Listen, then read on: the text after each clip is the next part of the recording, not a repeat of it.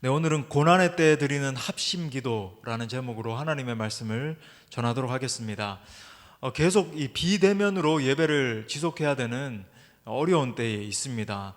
성도가 이 어려움에 당면했을 때, 어려움의 시기를 지나갈 때에 주의해야 되는 것이 바로 이 절망 가운데 빠지는 것이라고 제가 말씀드렸습니다. 자꾸 계속 제가 강조드리고 있는 부분인데요. 계속 이 절망을 갖다가 묵상하면서 낙담에 빠지는 겁니다. 여러분, 이것만큼 위험한 것이 없어요. 또 한 가지 또 주의해야 되는 것은 이 절망의 상황을 놓고 내 자신을 좀 충분히 돌아보고 하나님 앞에 내 자신을 세우고 가까이 가고 이게 아니라 옆에 있는 지체를 아니면 어떤 다른 사람을 원망하기 시작하는 겁니다. 이게 누가 어떻게 돼서 이렇게 된 것이고, 누가 잘못이고, 우리 가족이 누가 문제이고, 우리 교회에 누가 어떻게 됐고, 자꾸 이렇게 원망하고 불평하는 거. 여러분, 이건 그 어떤 유익도 주지 않습니다. 그러니까 본인도 망하고 그 원망을 듣는 사람도 망하게 하는 길이에요. 여러분, 하나님이 고난을 막으시지 않고 허락하셨다. 정말 그렇다라고 한다면 하나님의 이 섭리적인 허용 가운데서 어떤 고난이 일어나고 있다 한다면요, 이것은 다름이 아니라 기도하게 하기 위한 하나님의 어떤 계시라고 할까요? 하나님의 뜻이 거기에 담겨 있는 겁니다. 우리로 하여금 기도하게 하려고. 여러분, 그렇기 때문에 생각지 않은 고난이 닥쳐왔을 때 정말 내가 예상하지 못한 그런 상황 가운데 우리의 삶 가운데 이게 문제가 닥쳐올 수 있잖아요. 그런 문제가 닥쳐왔을 때에 무엇보다도 먼저 하나님 앞에 엎드려서 간절히 기도해야 됩니다. 특별히 지난 금요일 말씀과 같이 우리가 좀 우리의 이 기도의 지경을 좀 넓힐 필요가 있는 거예요. 내 자신을 위해서, 내 어떤 문제 해결을 위해서 그것만 기도하는 게 아니라, 여러분, 우리가 정말 한국 교회를 놓고 참 이 한국 교회가 너무나 어려운 상황에 당면했고, 한 통계에 보니까 그러니까 통합 측만 해도 이 통계 작년 한 해 2019년에 약 4만 7천 명의 이 성도가 줄었다는 겁니다. 통합 측 한 교단만. 그러니까 전체 우리 한국 교회로 따지면은 몇 수십만 명이 줄었다라고 해도 과언이 아니고, 여러분, 지금 젊은이들은요, 교회로부터 등을 돌리고 있습니다라고 얼마 전까지 그렇게 말씀드렸는데 이제 돌렸습니다. 제가 참 길을 가다가 젊은이들을 바라보고 할 때 저들이 교회를 어떻게 생각할까, 참 비통한 마음을 금할 길이 없는 거예요. 저들에게 앞으로 어떻게 복음으로 다가갈까. 지금 교회의 교자만 들어도 막 학을 뗄 정도로 너무 막 싫다라고 혐오의 대상처럼 그렇게 여기고 있는데 어떻게 저들에게 주의 복음을 들고 갈까 막 고민이 되고 가슴이 아프고 그런 상황이에요. 정말 이런 상황이 있다라고 한다면 하나님, 이 한국 교회를 불쌍히 여겨달라고 우리가 정말 기도의 지경을 넓혀서 교회들을 품고 기도하고, 또 나라와 민족을 위해서 기도하고, 온 세계와 열방, 지금 위기 가운데 있는 이 열방을 위해서 기도하고, 이런 제사장적인 기도 사명을 감당해야 된다라고 말씀드렸습니다. 그러니까 여러분 잘 아시는 노블리스 오블리제라고 하는 말이 있잖아요. 뭐냐면 신분에 맞게 책임을 져야 된다라는 거죠. 여러분, 우리는 그리스도인입니다. 아멘입니까? 여러분, 예수 그리스도를 믿음으로 말미암아 구속함 받은 그리스도인이에요. 여러분, 그리스도인이라고 하는 것은 그냥 단순히 나 혼자만 예배 잘 드리고 나 혼자만 복 받고 나 혼자만 막 하나님과 교제하면서 감격하고 이러라고 그리스도인 삼아 주신 게 아니라는 겁니다. 하나님이 우리에게 거룩한 책무를 맡겨 주셨는데 그건 우리의 기도의 지경을 넓혀서 다른 사람들을 위해서 기도하기 시작해야 된다는 거예요. 눈물로 다른 사람들을 가슴에 품고 그들과 함께 하나님의 보좌 앞으로 나아가야 된다. 한국 교회를 놓고 기도해야 된다. 그래서 여러분, 오늘은 본문을 중심으로 해서 그리스도인 공동체인 우리가 정말 우리의 마음을 모아서 기도의 자리에 나가고 또 이 기도의 사명을 받은 자들로서, 거룩한 이 사명을 짊어진 자들로서 어떻게 하나님 앞에 반응하며 나아가야 될지 우리가 함께 상고하면서 은혜를 나누고자 합니다. 자, 첫 번째는요, 고난의 때 교회는 영적으로 상황을 끌어안아야 한다는 겁니다. 고난의 때 교회는 영적으로 상황을 끌어안아야 합니다. 여러분, 사도행전 4장 3절에 보면, 오늘 읽진 않았지만은 초대교회가 이제 큰 박해를 받았고 전하는 이 사도들이 그 박해 가운데 감금을 당하게 되었어요. 이 박해의 이유는 다름이 아니라 이 성전 미문에 앉아있던 안진뱅이에게 능력을 행하여서 그를 고치는 그 사건 때문입니다. 그 이유가 너무 궁색하지 않습니까? 그 소문을 듣고 이튿날에 이 교회의 지도자라고 일컬어 봤던 이 관원들과 장로들과 대제사장이 이 제자들을 불러놓고 이렇게 신문을 해요. 내가 누구의 권세로 이 일을 행하였느냐? 그러니까 어떻게 해서든지 제자들을 책잡으려고 한 거죠, 그죠? 하나님 외에, 하나님의 이름 외에 불러서는 안 되는데 책잡으려고 하는 겁니다. 누구의 권세로 과연 이 일을 행하였느냐? 그러니까 시기와 질투의 신문이었습니다. 이때 베드로가 주눅들지 않고 담대하게 이렇게 선포해요. 사도행전 4장 10절에 보니까 너희와 모든 이스라엘 백성들은 알라. 너희가 십자가에 못 박고 하나님이 죽은 자 가운데서 살리신 나사렛 예수 그리스도의 이름으로 이 사람이 건강하게 되어 너희 앞에 섰느니라. 여러분, 얼마나 담대한 복음 선포입니까? 뭐 조금도 타협함이 없죠. 하나님의 능력으로 이렇게 되었다 이렇게 말하지 않아요. 물론 하나님의 능력으로 된 것이지만 구체적으로 밝힙니다. 그죠? 모든 그 당시에 있는 종교 지도자들이 다 질투하고, 그죠? 막 못 박아 버렸던 그 예수 그리스도의 이름을 탁 차용해서 가져오면서 예수 그리스도의 그 이름의 능력으로 말미암아 이 기적이 일어났다. 이 사람이 구원받았다. 정말 안진뱅이가 일어나서 춤추며 하나님을 찬양하게 된 것이 예수 그리스도 이름 때문이다. 담대히 지금 증거하고 있는 겁니다. 근데 이제 그걸 걸고 넘어지기 시작한 거예요, 이 사람들이. 예수 이름으로 그 누구에게도 말해서는 안 된다. 앞으로 너희 예수 그리스도 이름의 예자만 꺼내기만 해도 내가 가만히 두지 않을 것이다. 막 위협을 하면서, 겁박을 하면서 그렇게 이제 사도들을 풀어주는 겁니다. 자, 이런 정황 가운데 이제 본문 23절 말씀이 시작되는 거예요. 오늘 우리가 읽은 본문. 자, 어떤 말로 시작됩니까? 단어가 어떻게 쓰여있죠? 사도들이 노임해라는 말로 시작합니다. 그러니까 첫 번째 위기는 지나간 거예요. 초대교회에 이런 위기가 닥쳤는데 이건 이제 처음에 일어난 일이니까 이 위기가 이제 지나간 겁니다. 근데 여러분, 이것은 계속되는 위기가 닥쳐올 어떤 전주곡 같은 것에 불과했습니다. 사도들도 이제 그걸 감지했어요. 베드로와 요한이 이제 방금 승리하고 돌아왔음에도 불구하고 앞으로 이제 더 큰 박해가 닥쳐올 것을 영적으로 감지한 거예요. 놓치지 않은 겁니다. 그래서 이제 그때 택한 방법이 뭐였냐면 다시 성령의 충만함을 받는 것이었어요. 우리가 정말 다시 성령의 충만함을 받아야 되겠다. 물론 다시 성령의 임재가 있고 그런 게 아니라 더 강한 성령의 충만함으로 채워져야 되겠다. 능력을 받아야 되겠다. 이렇게 생각을 하고 이제 영적 무장을 하기 위해서 회중들에게 달려갔습니다. 그래서 23절에 보니까 이렇게 말해요. 사도들이 그 동료에게 가서, 그러니까 거기에 모여있던 사도들과 또 다른 성도들이 모여있는 장소였겠죠. 예루살렘 교회였는데 어떤 예루살렘 교회는요, 여러분, 지금처럼 어떤 큰 예배당이 있고 거기에 사람들이 쭉 모여있고 그런 형태가 아니었어요. 우리가 하는 것처럼 가정교회 형태였던 거 제가 우리 리더분들에게도 강의하면서 말씀드렸고, 가정교회로 그렇게 모였습니다. 그러니까 아무튼 그 동료들에게 찾아가서 이제 말을 했어요. 가서 제사장들과 장로들의 말을 다 알렸다. 이렇게 말하고 있습니다. 그러니까 이 위험을 감지한 다음에 사람들에게 가서 자기들이 이런 위협을 당했고 겁박을 당했고 엄청난 시련을 당했는데 이건 시작에 불과하다. 이제 앞으로 엄청난 핍박이 닥쳐올 것이다. 이게 영적으로 느껴진다. 상황적으로도 판단이 된다. 이렇게 지금 알린 겁니다. 자, 제가 이 말씀을 가만히 이렇게 묵상을 하다 보니까 이것이 오늘날 교회가 감당해야 되는 모습이구나 라는 것을 깨닫게 되었습니다. 여러분, 이 시대에 아픔과 상처를 끌어안을 수 있는 곳이 바로 교회여야 된다는 거예요. 이 마지막 때가 되면 될수록 제가 한 달 전쯤인가요? 금요 성령 집회 때 마지막 때 우리가 드려야 될 기도 말씀을 증거했는데 제가 그때도 말씀드렸죠. 이 핍박과 시련과 환란이 더 극심하게 닥쳐오게 될 것이고 교회는 더 많은 어려움에 처해지게 될 것인데 우리는 그때마다 벌벌 떠는 것이 아니라 정말 하나님이 주신 지혜로서 잘 감당하고 기도로서 그런 것들을 돌파해 나가고 심지어 어떨 때는 죽으면 죽으리란 신앙으로 그렇게 달려나가야 될 텐데, 여러분, 중요한 건 뭐냐면 이 모든 시대적인 아픔들, 닥쳐오는 여러 가지 환란들과 고난들, 이 모든 것들을 끌어안을 수 있는 공동체가 바로 교회여야 된다는 거죠. 교회, 그게 이 마지막 때 우리가 감당해야 될 사명이라는 겁니다.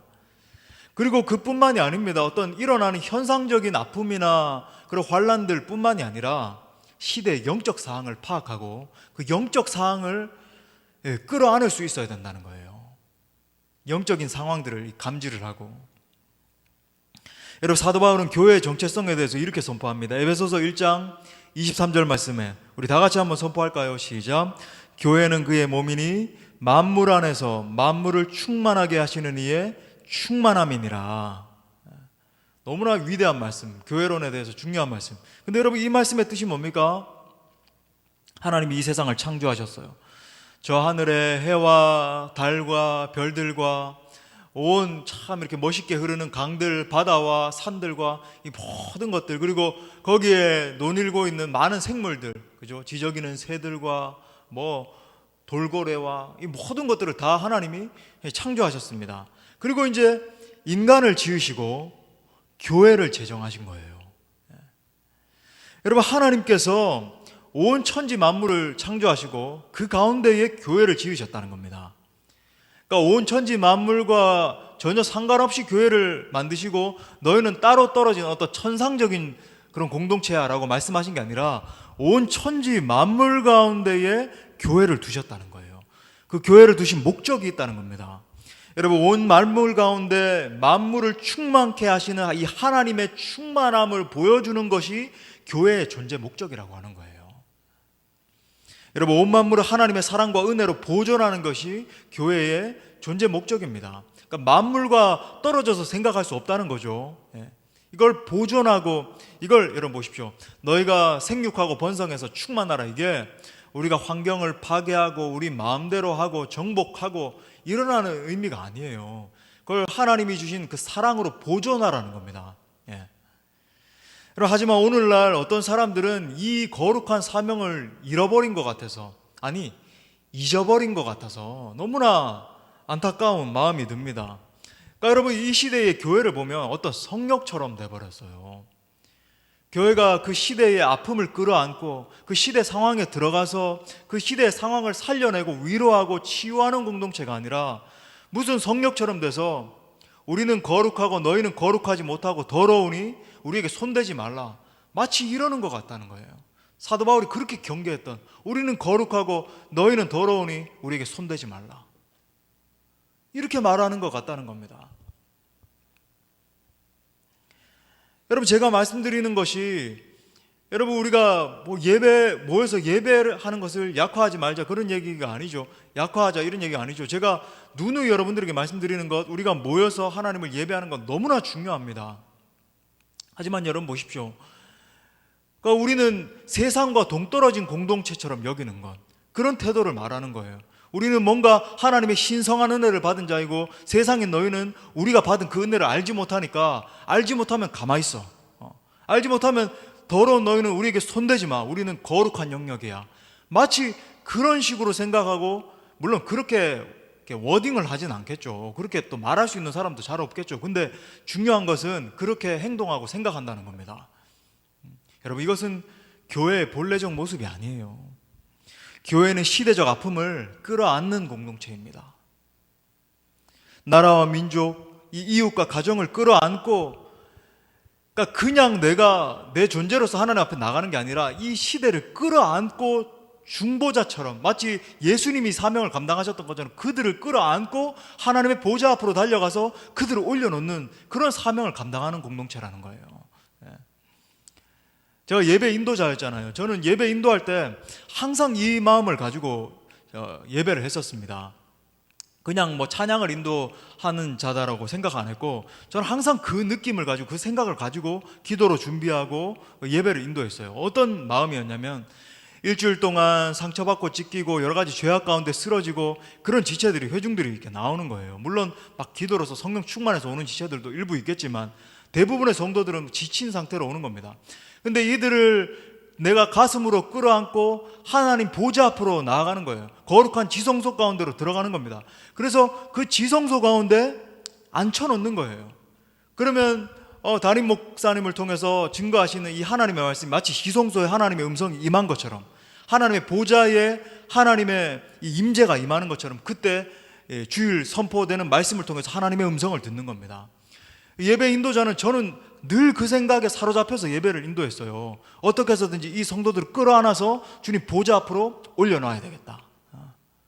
여러분, 이게 우리가 감당해야 될, 교회인 우리가 감당해야 될 모습이라는 거죠. 세상에서 정말 알지 못하는 그들, 찢겨 있는 그들, 상해 있는 그들, 뭐 세상 사람들은 모르고 갈라져서 나는 좌다, 나는 우다, 서로 싸우고 난리고, 이 불쌍한 사람들을 갖다가 예수 그리스도 복음을 가지고, 예수 그리스도의 그 사랑을 가지고 끌어안아 하나님의 보좌 앞으로 올려놓는 공동체, 그 사명을 감당하는 것이 바로 만물에 충만케 하시는 이의 충만함을 가지고 그 사명을 감당하는 공동체가 바로 교회라고 하는 거예요. 여러분, 믿으십니까?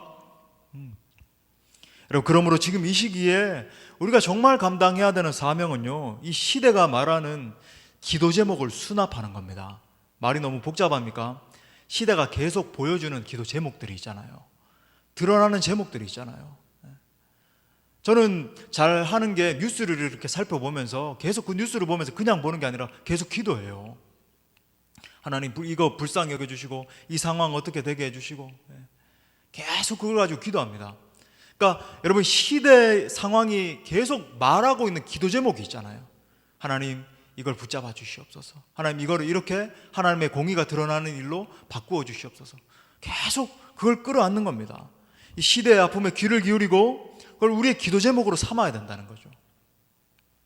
코로나19의 종식을 위해서 당연히 지금 기도해야 되겠죠.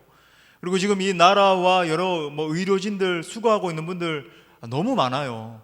물론 여러 가지 지금 파업도 있었고 하지만 그 구체적 상황 말하는 게 아니라 전체적으로 지금 너무나 땀을 흘리며 고생하며 지금 수고하시는 분들 많이 있습니다.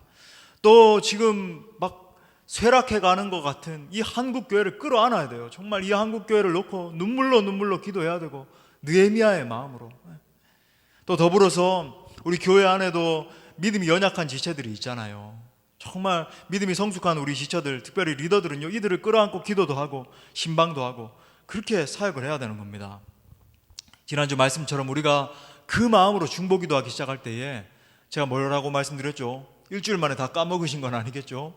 하나님이 기뻐하시고 하나님이 그걸 통해서 역사하시는 거예요. 할렐루야. 자, 두 번째는요, 고난의 때 교회는 합심하여 기도해야 됩니다. 고난의 때 교회는 합심하여 기도해야 된다. 여러분, 이제 베드로와 요한이 성도들에게 가서 이제 그들이 받은 고난과 여러 가지 이 위협받았던 일들을 이제 다 전합니다. 이 말을 들은 이제 성도들의 마음이 답답해지기 시작하는 거예요. 왜냐하면 생각해 볼 때 말도 안 되는 일이 일어나는 겁니다. 그러니까 우리가 생각할 때, 우리가 말할 때 이제 꼬투리 잡는다 그러잖아요. 저 사람 왜 저렇게 꼬투리를 잡을까? 그런 일이 일어난 거예요. 그러니까 여러분, 상식적으로 생각해 보면 날마다 그들이 성전 앞에 있었으니까 그들도 봤을 거 아니에요. 종교 지도자들도, 대제사장과 서기관들과 장로들도 봤을 거 아닙니까? 그러면 안전뱅이가 일어났으면 감사하다. 아니, 일평생 동안 고통받던 사람이 일어났네? 정말 하나님 살아계시다. 찬양해야 맞습니까? 그렇게 사역을 행한 사람들을 잡아다가 핍박해야 맞습니까? 근데 여러분, 그 일을 행하고 있는 거예요. 너무 황당한 거죠. 답답한 마음이 들었습니다.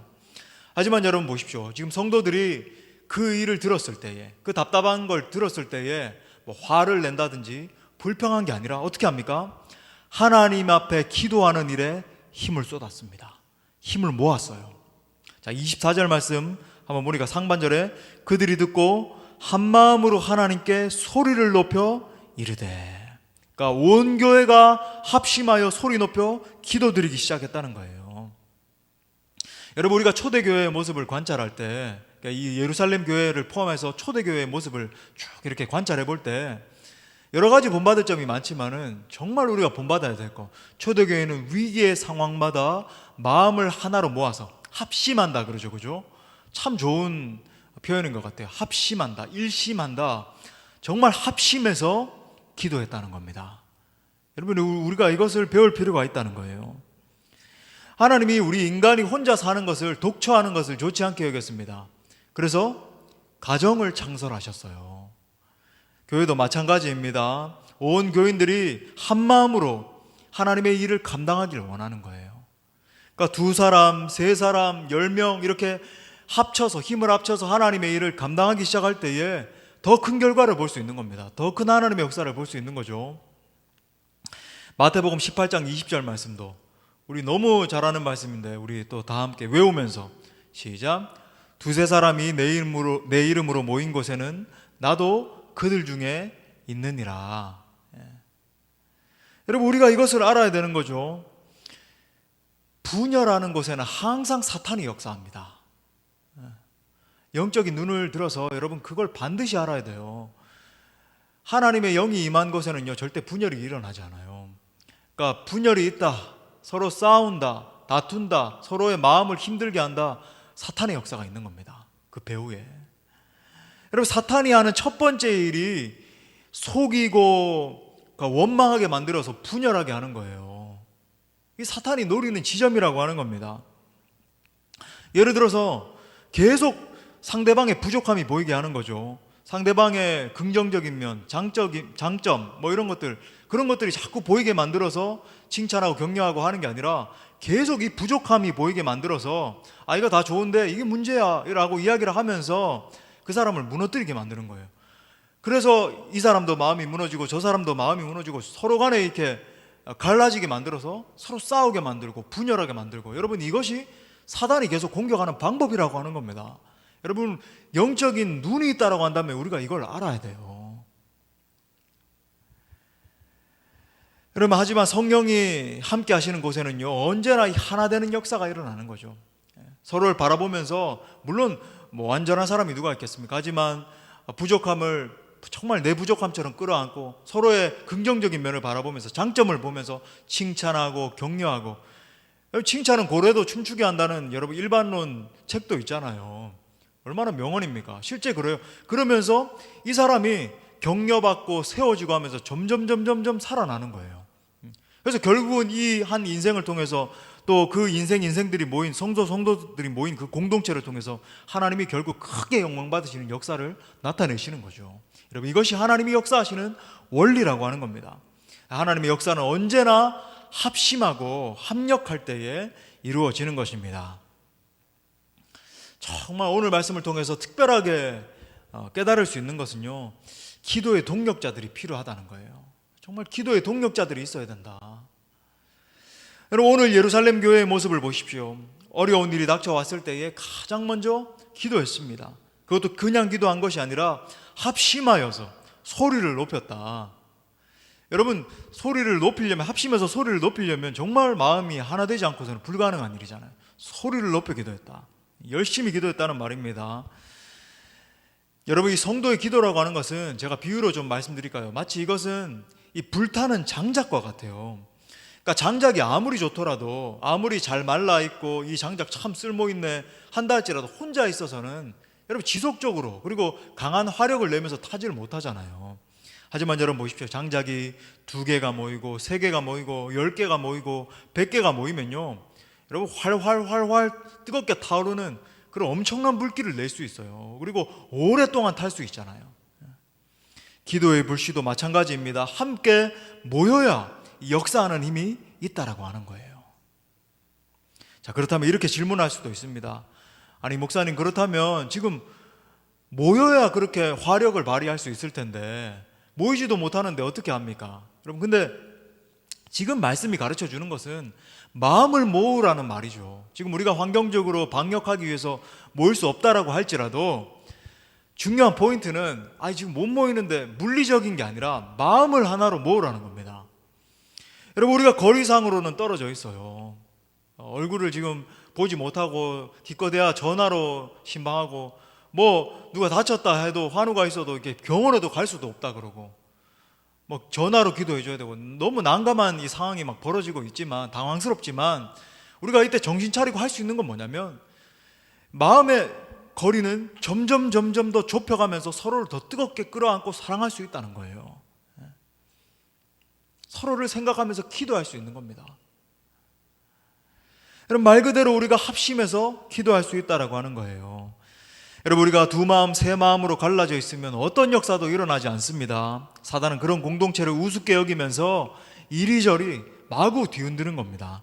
하지만 우리가 마음을 하나로 합해서 하늘에 계신 그 하나님 앞에 기도하기 시작할 때에 그 기도가 능력을 발휘하게 될 거예요.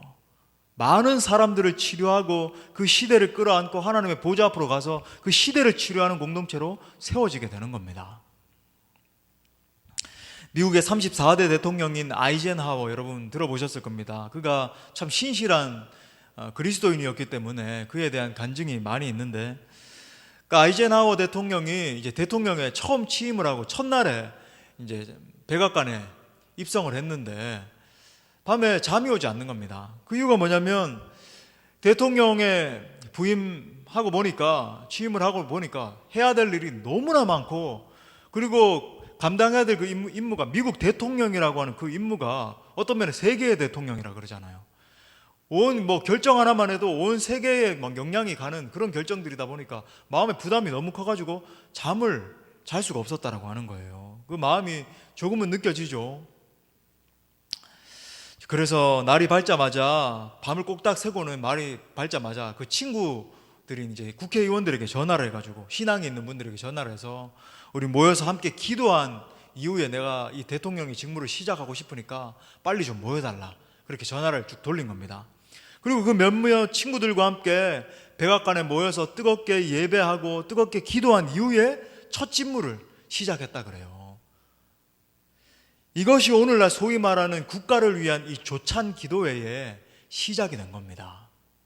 물론 우리나라에 넘어와가지고는 약간 이렇게 변색되기도 했습니다만, 정말 신실한 미국에 있는 그리스도인들이 하는 그 국가 조찬 기도회, 여러분 아이젠하워는요 합심하는 이 기도의 능력을 알았던 사람이었던 거예요. 합심해서 기도하기 시작할 때 하나님이 어떻게 역사하실 것인가. 사랑하는 여러분, 이 위기의 때에 더욱더 우리가 마음을 모으기를 원합니다. 제가 이번에 산에 올라가서 기도한 것도 그걸 위해서 많이 기도했어요. 하나님, 우리가 어려울 때, 이 어려울 때 더 마음을 모으게 하여 달라고. 우리의 심령이 정말 성령 하나님 안에서 정말 회복되고 하나가 되어서 하늘 보좌를 위해서 달려갈 수 있는, 하나님의 비전을 붙들고 달려가는 공동체 되게 해달라고 그 기도를 많이 했어요. 우리가 정말 합심해야 됩니다. 여러분, 그래서 여러분 각자의 처소에서 기도할 때에도 여러분 많이 기도하십시오. 하나님, 우리가 정말로 마음이 하나가 되어서, 그냥 하나 됩시다, 하나 됩시다 이래서 하나 되는 게 아니죠. 정말 뜨겁게 기도하면서 하나님, 마음이 하나가 되어서 하늘 보좌 앞으로 달려가기를 원한다고, 하나님의 사명 감당하기 원한다고 그렇게 기도해야 되는 겁니다. 그때 하나님이 반드시 우리의 기도를 들어주시고 이 고통을 능력 있게 통과하게 해주실 줄 믿습니다. 마지막 세 번째로는요, 이 고난의 때 교회는 전심을 다해 기도해야 됩니다. 고난의 때에 교회는 전심을 다해서 기도해야 된다. 자, 본문에 나오는 이 초대교회 성도들이 드리고 있는 이 기도를 한번 가만히 관찰해 보면요, 전능하신 하나님의 주권을 인정하는 기도라고 하는 것을 알 수 있어요. 하나님의 그 주권, Lordship 그러잖아요. 주님의 그 주권, 주님으로서의 그 주권을 인정해드리는 기도라고 하는 것을 알 수 있습니다. 자, 24절에 보니까 기도의 첫 마디가 어떻게 시작됩니까? 대주제여. 그러니까 옛날에 우리 1940년대 50년대 분들이 번역을 해서 이렇게 옛날식으로 했는데,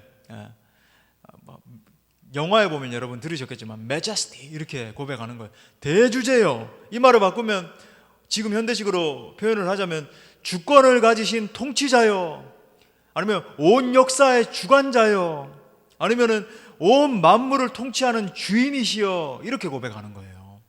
주권을 가지셨다는 겁니다. 그 주님이시여. 여러분 보십시오. 기도라고 하는 것은 단순히 내 마음 가운데 어려운 마음 가운데 체면을 거는 것, 아니면은 그냥 내 마음을 조금 평정하게 하는, 다스리는 것, 아니면 불교라든지 힌두교에서 말하는 내 마음에 있는 것들을 좀 비워내고 좀 깨끗하게 만드는 이런 것이 아닙니다. 기도를 아직까지 그렇게 생각하는 분들이 있다면요, 여러분 이 생각을 바꾸셔야 돼요. 타 종교에서 하는, 이방 종교에서 하는 그런 게 아니라고 하는 거예요. 창조주이신 하나님 앞에 나아가서 그 절대자이신 하나님에 대한 신뢰를 가지고 기도하는 것이 기도라고 하는 거예요. 내 기도를 듣고 계신 분이 누구신가? 그분은 어떤 공허한 내 마음을 조금 정화시켜 주시고 이런 분이 아니라 온 천지 만물을 창조하신 분, 그리고 나를 조성하신 분, 그래서 나보다 나를 더 잘하시는 분, 내 머리카락까지도 세신 그 하나님, 그 하나님, 주권을 가지고 역사하시는 그 하나님 앞에 엎드려서 하나님, 제가 주님의 권능과 주님의 주권을 인정해 드립니다. 고백하는 것이 기도라고 하는 거예요. 그리고 하나님의 약속의 말씀을 붙들고 기도하는 거죠. 불변하시는 그 약속의 말씀 붙들고, 하나님 이렇게 약속하시면서 말씀하여 주셨사오니 하나님 이 약속의 말씀이 이루어질 줄 믿습니다. 그것이 바로 기도하는 거라는 거예요. 마가복음 9장에 보면 이 간질에 걸린 정말 아들을 갖다가 불쌍히 여기는 마음으로 아버지가 와서 정말 절박한 마음으로 예수님 앞에 간청해요. 그러나 무엇을 하실 수 있거든 우리를 불쌍히 여기사 도와주옵소서, 막 이렇게 고백하잖아요. 그때 우리 예수님 뭐라고 말씀하십니까? 유명한 말씀이죠. 마가복음 9장 23절에서 할 수 있거든이 무슨 말이냐, 믿는 자에게는 능치 못할 일이 없느니라. 우리 그렇게 수도 없이 고백하는 믿는 자에게 능치 못함 없네, 그 고백이잖아요.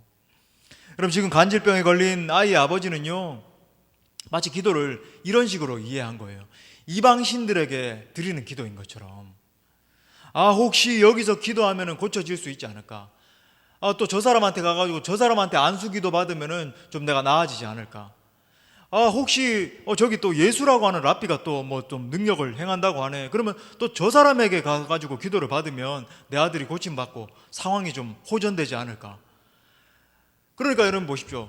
내 상황이 조금 나아질 수 있을 것 같으면 여기 가서 머리를 디밀고 안수받고, 저기 가서 또 기도받고, 뭐 이러는. 옛날에 우리가 여러분 이 한국에 기복 신앙이 너무 많았잖아요. 기복 신앙이 막 충만할 때, 그럼 많은 분들이 그런 모습을 보고 참 안타까운, 어린 마음에도 그런 분별이 있었습니다. 저분들은 참 안타깝다. 여기 가서 또 은혜 받는다고 안수 받고, 저기 가서, 여러분 안수기도라고 하는 거 정말 잘 받아야 됩니다. 그러니까 영이 혼탁하고 이런 사람에게 안수기도 받으면 그 혼탁함이 흐르는 거예요. 여러분 영적인 임파테이션이라 그러는데 흐르는 겁니다.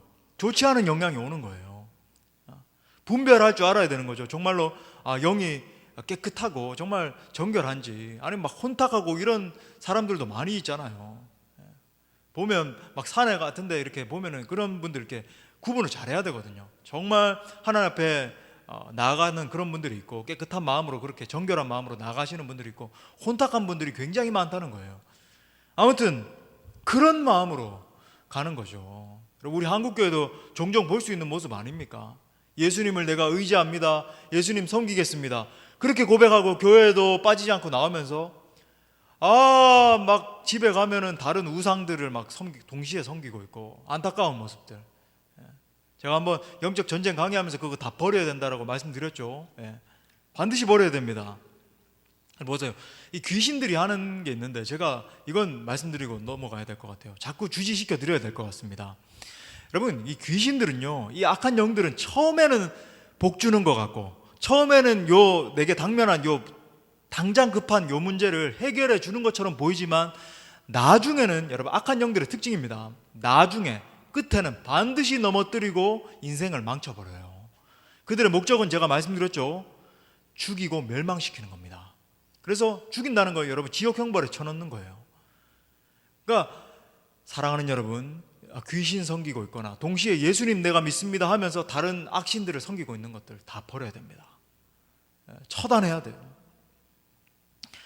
더 나아가서 여러분, 우리가 믿는 하나님은요, 온 천지 만물을 창조하시고 다스리시는 주권자 하나님이십니다. 대주제여라고 하는 이 기도 속에서 초대교회 성도들의 믿음을 우리가 짐작해 볼 수 있는 거예요. 살아계셔서 역사와 인간의 생사와 화복을 주관하시는 그 하나님 앞에 전폭적으로 매달리는 신앙인 겁니다. 그러니까 여러분, 이방인들에게 드리는 기도와는 본질적으로 다른 거죠. 명확한 거예요. 천지 만물을 창조하신 그 여호와 하나님, 대주제여, 주님을 주권을 인정해 드리면서 주님 앞에 나아갑니다. 여러분 기억하십시오.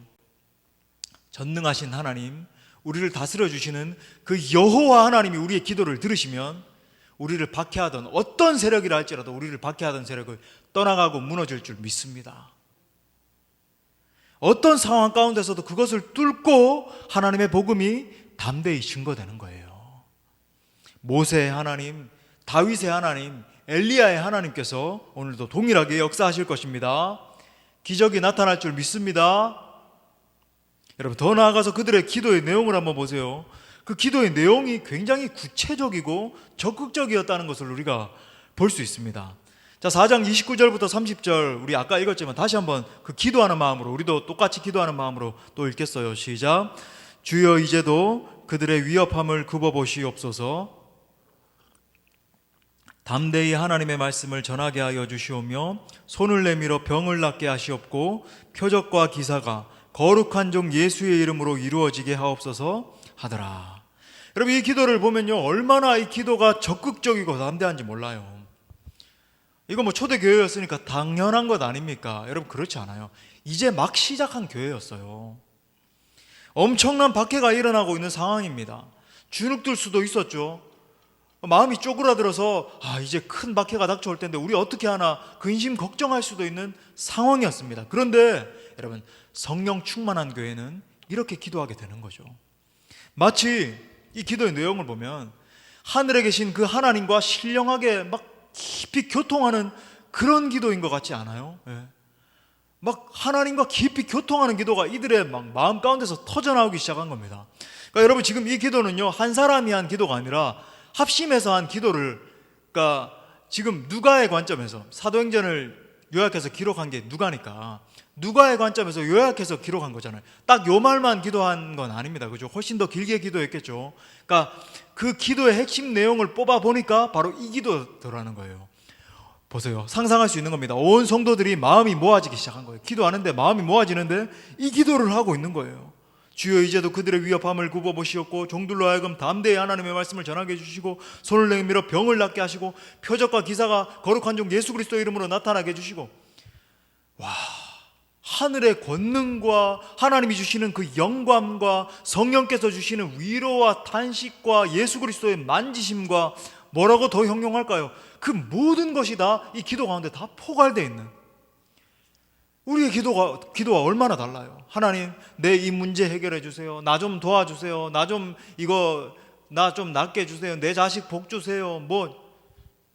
그게 아니라 하나님, 우리에게 살아계신 그 하나님의 권능이 임하셔서 주 예수 그리스도 이름으로 사명 감당하게 해주십시오. 우리가 기도할 때 병이 떠나가게 해주십시오. 기적이 나타나게 해주십시오. 그 목적이 교회가 영광받는 것이 아니라 하나님의 복음이 확장되고 하나님의 나라가 확장되는 것인 줄 믿습니다. 하나님 영광을 나타내 주시옵소서. 얼마나 놀라운 기도입니까? 그 기도가 막 터져 나오는 거예요. 영적인 기도, 하나님의 신에 감동된 기도. 여러분, 이들은 자기들 앞에 어떤 박해가 닥쳐올 것을 알고 있었습니다. 당시 여러분, 이 로마의 정권은요, 세계 최고의 권력의 집합이라고 해도 과언이 아니었어요. 하지만 당당하게 끝까지 사명 감당할 수 있도록 담대함과 적극성을 가지고 막 기도하고 있는 거예요. 능력의 기도죠. 하나님, 이 박해가 닥쳐오고 있는데 피할 길을 내주시옵소서가 아니에요. 그런 기도 내용 하나도 없잖아요. 그게 아니라 하나님, 박해가 닥쳐온다 할지라도 우리가 믿음으로 말미암아 그걸 돌파하게 해주시고 끝까지 하나님 주신 사명을 감당케 하여 주시옵소서. 얼마나 놀라운 능력의 기도예요. 여러분, 이렇게 교회가 합심해서 전심으로 기도했을 때 무슨 일이 일어났습니까? 31절에 보면요, 4가지 결과를 볼 수 있어요. 자, 첫 번째는 성령께서 강력하게 임재하셔서 모인 곳이 진동했습니다. 할렐루야입니까? 얼마나 놀라워요. 성령이 얼마나 강력하게 임재하셨는지 모인 곳이 진동했다. 여러분, 기도는 영적인 지진을 일으킵니다. 기도하는 가정, 기도하는 가정교회, 기도하는 교회는요, 세상을 진동시키는 진앙지 역할을 감당하는 거예요. 여러분, 우리가 기도할 때에 영적인 대지진이 일어나기 시작해서 사단 모든 권세들이 쫓겨나기 시작하고 하나님의 나라가 힘있고 능력있게 선포될 줄 믿습니다. 두 번째, 무슨 일이 일어났어요? 무리가 다 성령이 충만해졌다 그랬어요. 그러니까 성령의 힘으로 기도했더니 더 강력한 성령의 충만함을 힘입은 겁니다. 여러분, 이런 영적 선순환이 일어나야 되는 거죠. 처음에는 내가 어떤 갈망함을 가지고 기도했다 할지라도 하나님이 기도를 들으시고 성령의 충만함을 부어주시는 거예요. 그러면 그 성령의 충만함을 가지고, 더 충만해진 상태를 가지고 더 뜨거운, 더 능력 있는 기도를 하기 시작하고, 더 능력 있는 기도를 하니까 더 성령 충만해지고 영적 선순환이 일어나는 거죠. 세 번째로 어떤 일이 일어났죠? 담대히 하나님의 말씀을 전했다. 다시 말해서 여러분, 어려움에 당면해서 좌절하고 낙망하고 실패하고 넘어지는 것이 아니라 그 어려움을 뚫고 하나님의 사명을 감당했다. 여러분, 여기서도 우리가 깨달을 수 있죠. 오직 기도만이 우리가 끝까지 사명 감당할 수 있는 길입니다.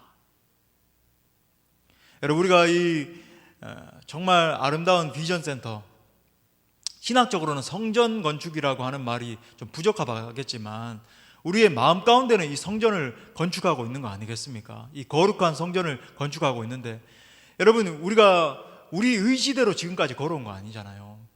참 부족한 종이 부임해가지고 2년 전이죠. 1년 9개월 전에 우리 건축합시다 처음 부임한 목사가 건축하자고 했는데 단 한 분도 불평불만하지 않고 마음을 모아주셨어요. 이것도 기적인데, 여러분, 2년이 지났어요. 거의 지금 2년 다 돼 가잖아요. 기적 아닙니까, 여러분? 하나님이 하셨고, 지금 공정은 뭐 90%를 넘어서 지금 뭐 인테리어 지금 막 하고 있고, 올해 우리가 이제 입당을 앞두고 있고, 얼마나 놀라운 기적이에요. 제가 건축을 위해서도 기도하는데 하나님이 이룰 것이라는 그런 확신의 마음을 주시는 거예요. 염려가 되고 근심, 걱정도 되겠죠. 제 나름대로는. 그걸 품고 기도하는데 마지막 날 그런 마음도 주시는 겁니다. 하나님이 이룰 것, 하나님이 이루기 때문에 하나님이 이루실 것이다. 기쁨의 마음을 주셨던 거예요. 하지만 여러분, 우리가 오직 기도할 때에 이 사명을 완수할 수 있습니다. 우리의 사명은 단순히 아름답게 전이 올라가서 거기에서 예배드리는 것, 그것만이 아니죠. 거기에서 우리가 하나님의 사명을 뜨겁게 감당하는 거예요. 많은 영혼들을 품고, 그렇죠? 나라와 민족과 열방을 위해서 기도하고 다음 세대의 부흥을 일으키고 그 힘을 가지고 지역을 전도하고 온 민족과 열방 가운데 나가서 전도하는, 선교하는 그 사명을 감당하기 위해서, 그러기 위해서는 여러분, 우리가 더 뜨겁게 기도해야 될 줄 믿어요. 마지막 네 번째로는요, 오늘 우리가 읽지는 않았지만 교회가 더 하나가 됐습니다. 눈으로 성경을 보면 32절부터 35절, 여러분 잘 아는 구절이죠. 여러분, 기도했을 때에, 이 놀라운 기도가 터져 나오기 시작했을 때 교회가 더욱더 하나 되는 것을 볼 수 있어요. 그러니까 하나 돼서 기도했더니 더 하나가 돼서 하나님의 사명을 감당하게 되는 그런 놀라운 역사가, 아름다운 공동체로 성장하는 역사가 나타나게 된 겁니다. 성도 여러분, 우리가 이 기도를 배워야 될 줄 믿습니다. 정말 우리 공동체가 이 기도의 능력을 체험해야 돼요. 제가 또 그 유진 피럴스 목사님 책에서 이렇게 말하는 걸 발견을 했는데, 제가 기도에 대해서 많이 가르치고 기도에 대해서 어떻게든 이끌려고 하고 막 이렇게 기도 인도할 때마다 목이 터져 나가라. 저는 기도 한번 인도하고 나면요, 막 약을 먹어야 되고 뭐 보통이 아니거든요. 여러 노력을 해야 됩니다. 그렇지만 아끼지 않고 여러분들 막 어떻게든 보좌 앞으로 올려놓으려고 막 이렇게 기도가 터져 나오게 하려고 그렇게 노력하는 이유가 있는데, 제가 이렇게 목회적으로 생각하던 것이 틀리지 않았다는 것을 발견했어요. 소천하셨지만 2년 전에 제가 참 존경하는 유진 피럴스 목사님, 유진 피터슨, 여러분 많이 들어보셨죠? 유진 피럴스입니다. 피럴슨인데 원래 발음이, 이 유진 피럴스 목사님이 여러분, 성도로 하여금 정말로 기도할 수 있게 만드는 것이 목회자의 첫 번째 사명이라고 하는 거예요. 그러니까 목회자들이, 그러니까 이렇게 만든다는 겁니다. 성도들은 하나님 앞에 직접 나가지 못하게 만들고 목회자들 혼자 이렇게 나가서 하나님 앞에 기도하고, 여러분 그건 거꾸로 가는 거라는 거예요. 성도들로 하여금 기도의 용사들로서 서게 만드는 것이 목회자가 해야 될 첫 번째 사명이라는 겁니다. 내가 정말로 잘못하는 게 아니었구나, 내가 정말로 깨닫고 이끄는 것이 정답이었구나 라는 걸 또 깨달으면서 참 감사했어요. 여러분, 여러분의 10년 가운데서 정말로 기도가 터져 나와서 여러분 한 분 한 분이 진짜 이 기도의 능력을 맛보고 기도의 용사들로 세워져야 돼요. 전 제가 부족하지만 이렇게 목회하는 가운데 그 목적이 달성된다고 하면 저는 참 성공한 목회자인 것 같아요. 저는 참 제 자신은 부족하지만 여러분, 제가 이렇게 목회 가운데 그걸 달성한다면 진짜 참 감사한 것 같아요. 여러분, 아무리 힘들어도요, 기도할 수 있으면 그것이 해답입니다. 여러분, 부르짖을 수 있으면 그것이 해답이에요. 우리 찬양하지 않습니까? 우리 함께 기도해 주 앞에 나와 무릎 꿇고 긍휼 베푸시는 주 하늘을 향해 두 손 들고, 우리 그렇게 찬양하잖아요. 긍휼을 베풀어 주시는 그 주님 앞에 그렇게 기도하는 거죠. 마치 오늘 초대교회 성도들의 기도와 같이 우리가 기도할 때에 하늘문이 열리고 은혜의 빗줄기가 다시 내려올 줄 믿습니다. 의의 빗줄기가 다시 내려와서 한국교회를 적셔주시고 다시 새롭게 일으켜 주실 줄 믿어요. 말씀의 결론을 맺겠습니다. 시편 50편 15절 말씀에서 다윗이 이렇게 말합니다. 환난 날에 나를 부르라. 내가 너를 건지리니 내가 나를 영화롭게 하리로다. 하나님의 음성이죠. 이 전 세계적인 위기의 때에 하나님은 우리에게 기도라고 하는 강력한 영적인 무기를 주셨습니다. 사랑하는 여러분, 여러분이 처한 곳에서 강력한 기도의 용사들로 설 수 있기를 바랍니다. 특별히 여러분 강력한 중보 기도자들로서 설 수 있길 바라요. 나라와 민족과 열방, 내 이웃과 가족들과 교회와 여러 가지 다른 사람들을 위해서 기도하는, 나 위해서만 기도하는 게 아니라 그럴 수 있길 바라요. 우리가 이 모든 상황을 끌어안고 담대하게 기도하기 시작할 때에 하늘의 하나님께서 우리의 기도를 들으시고 반드시 그분의 시간에 응답하실 줄 믿습니다. 우리 공동체를, 나라와 민족을 살리는 그런 공동체로, 기도의 공동체로 세워주실 줄 믿습니다. 그렇게 역사하실 주님 앞에 우리 한번 영광의 박수 올려드리겠습니다. 이 시간 우리가 뜨겁게 말씀 붙들고 함께 찬양하고 기도하며 나가겠습니다.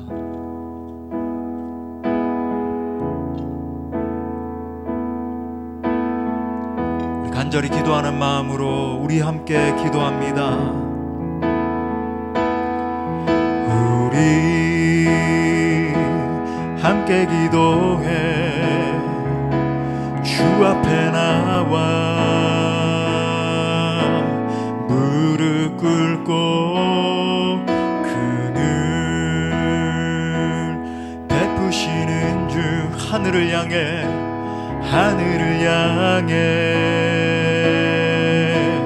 두 손 들고 우리 함께 기도해 주 앞에 나와 무릎 꿇고 그늘 베푸시는 주 하늘을 향해 두 손 들고 하늘문이 열리고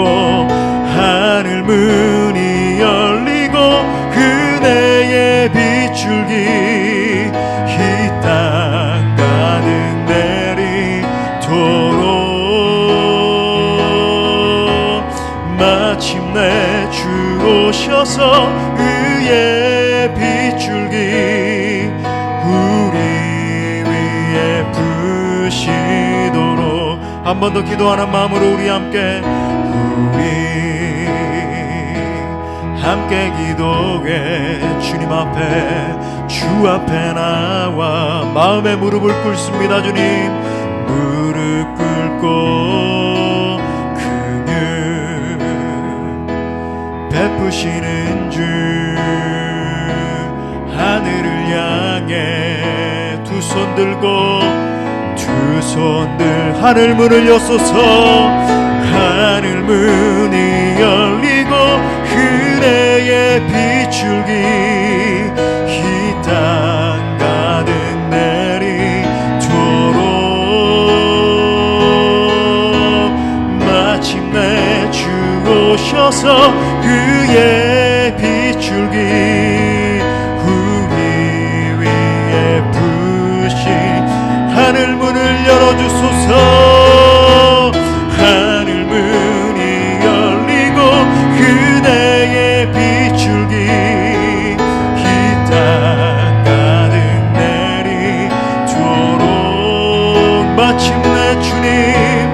마침내 주 오셔서 그의 빗줄기 우리 위에 부신 다시 한 번 더 선포합시다. 하늘문을 여소서 하늘문이 열리고 그대의 빗줄기 이 땅 가득